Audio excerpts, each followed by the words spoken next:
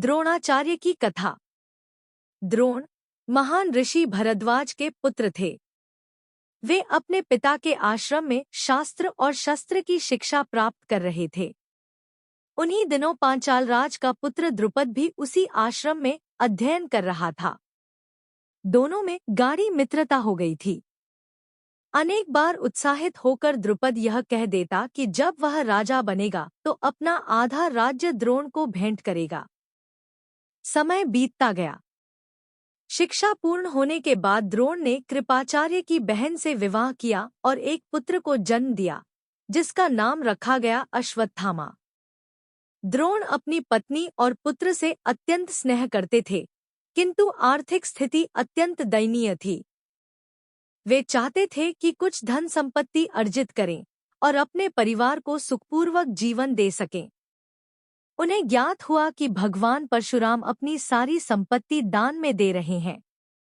द्रोण तुरंत वहां पहुंचे, पर तब तक परशुराम अपना सारा धन वितरित कर चुके थे।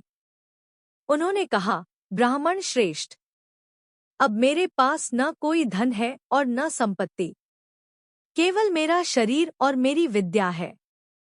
बताओ, मैं तुम्हारे लिए क्या कर सकता हूँ? द्रोण ने उनसे शस्त्र विद्या की याचना की। परशुराम ने प्रसन्न होकर उन्हें संपूर्ण अस्त्र शस्त्र विद्या और उनके गूढ़ रहस्य सिखा दिए। कुछ समय बाद द्रुपद के पिता का देहांत हो गया और द्रुपद पांचाल का राजा बन गया। द्रोण को जब यह समाचार मिला तो उन्होंने पुराने वचनों को स्मरण करते हुए सोचा कि मित्र अवश्य कुछ सहायता करेगा। वे पांचाल नगरी पहुंचे और राजा द्रुपद से बोले, मित्र, क्या तुम मुझे पहचानते हो? मैं तुम्हारा बचपन का साथी द्रोण हूँ। राज सिंहासन पर आसीन द्रुपद ने द्रोण को पहचान तो लिया, पर उसका अभिमान उसे झुकने नहीं दे रहा था। वह क्रोधित होकर बोला, ब्राह्मण, मुझे राजा से मित्रता करने का साहस कैसे हुआ? एक दरिद्र और एक सम्राट की मित्रता कैसी? बाल्यकाल में साथ रहना अलग बात है, पर आज हम समान नहीं हैं। मित्रता केवल समक्षों में होती है। द्रुपद की इस कटु वाणी से द्रोण अपमानित और आहत हुए।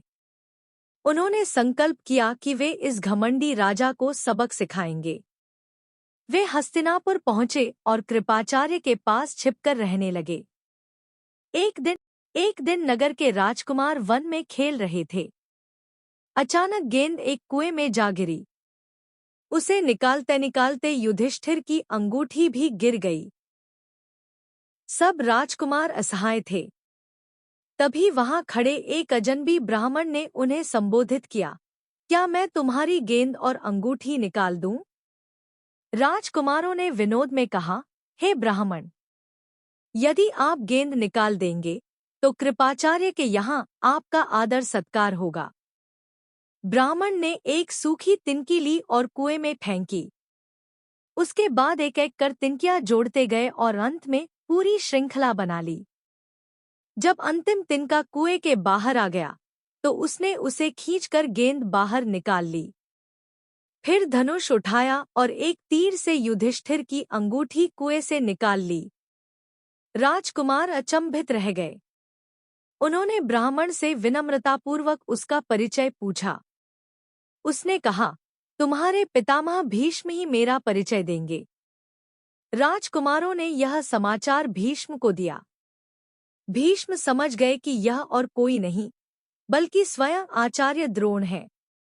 उन्होंने आदरपूर्वक उन्हें आमंत्रित किया और निर्णय लिया कि अब राजकुमारों की संपूर्ण अस्त्र विद्या की शिक्षा इन्हीं से होगी। द्रोणाचार्य ने हस्तिनापुर में राजकुमारों को विविध शस्त्रों की शिक्षा दी।